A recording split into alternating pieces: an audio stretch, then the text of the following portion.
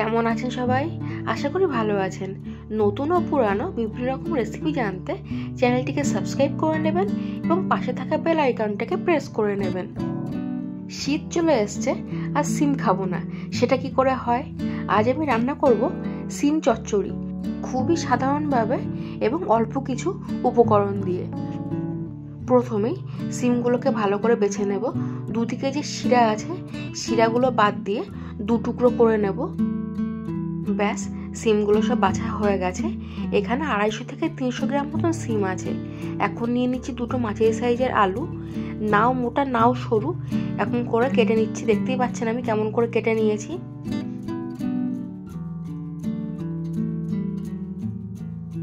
চলুন তবে রান্নাটা শুরু করা যাক। কড়াইটা গরম করে দিয়ে দিচ্ছি 25 ml মতো সর্ষের তেল। রান্নাটা পুরোটাই আমি সর্ষের তেলেই করব।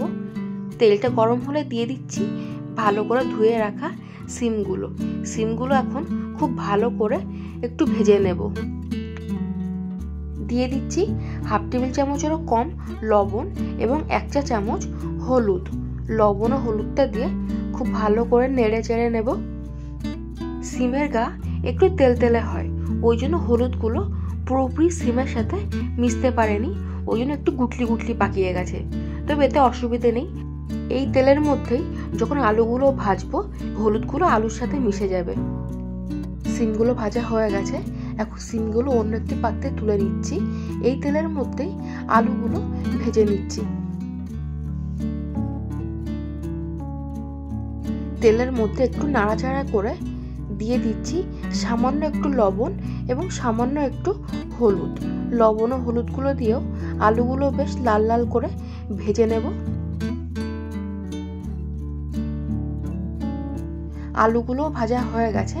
সিমের বাটিতেই আলুগুলোও তুলে নিচ্ছি। এই তেলের মধ্যেই 2 টেবিল চামচ মতো সর্ষের তেল দিয়ে দিচ্ছি। তেলটা গরম হলে 1 চা চামচ কালো জিরা ফোড়ন দিয়ে দিচ্ছি। কালো জিরাটা দিয়ে একটু নাড়াচাড়া করে দিয়ে দিচ্ছি ছোট মাঝারি সাইজের একটা পেঁয়াজ।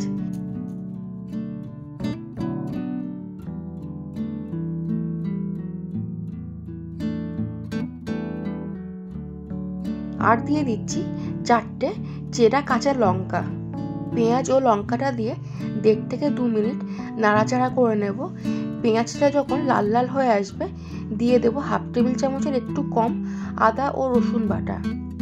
আদা ও রসুন বাটাটা দিয়েও একটু নাড়াচাড়া করে দিয়ে দিচ্ছি 1/2 টেবিল চামচেরও কম জিরে গুঁড়ো, সামান্য একটু হলুদ এবং সামান্য একটু লবণ। সিম ও আলু ভাজার সময় লবণ দিয়েছিলাম, ওই জন্য এখন লবণটা খুবই সামান্য ব্যবহার করছি। সব মশলাগুলো একটু কষিয়ে নিয়ে দিয়ে দিচ্ছি ভেজে রাখা আলু ও সিমগুলো মশলার সাথে খুব ভালো করে নেড়ে চেড়ে মিশিয়ে নিচ্ছি। এই অবস্থায় 2 থেকে 3 মিনিট খুব ভালো করে কষিয়ে নিয়ে দিয়ে দিচ্ছি 1/2 কাপ জল। জলটা দিয়ে ভালো করে মিশিয়ে নিয়ে ঢাকনা দিয়ে দেব। 3 থেকে 4 মিনিটের জন্য মিডিয়াম ফ্লেমে ঢাকনা দিয়ে রেখে দেব। ফিরে এসেছি 3 থেকে 4 মিনিট পর। সামান্য একটু ঝোল আছে, এই ঝোলের মধ্যেই সিমটা বেশ 4 থেকে 5 মিনিট ভালো করে কষিয়ে নেব।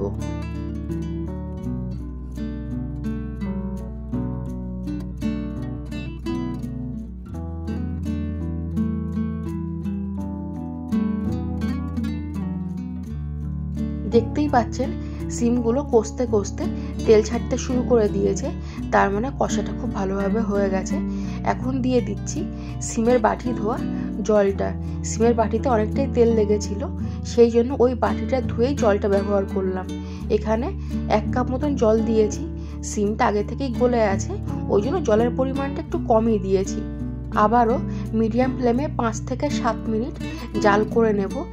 মাঝখানে একটু ঢাকনাটা আলগা করে দেখে নেবেন যাতে তলায় ধরা না লাগে। সিমের ঝোলটা প্রায় শুকিয়ে এসছে। যতটুকু ঝোল আছে এই অবস্থায় নাড়াচাড়া করে সিমের ঝোলটা একেবারেই মেরে ফেলবো, কোনো রকম ঝোল রাখবো না। ব্যাস, ঝোলগুলো পুরোটাই শুকিয়ে গেছে, তেল ছাড়তে শুরু করেছে, রান্নাটা হয়ে গেছে। এখন এটা পরিবেশন করে নিচ্ছি। রান্নাটা ভালো লাগলে একটা লাইক করে দেবেন, কমেন্টে অবশ্যই জানাবেন কেমন হয়েছে।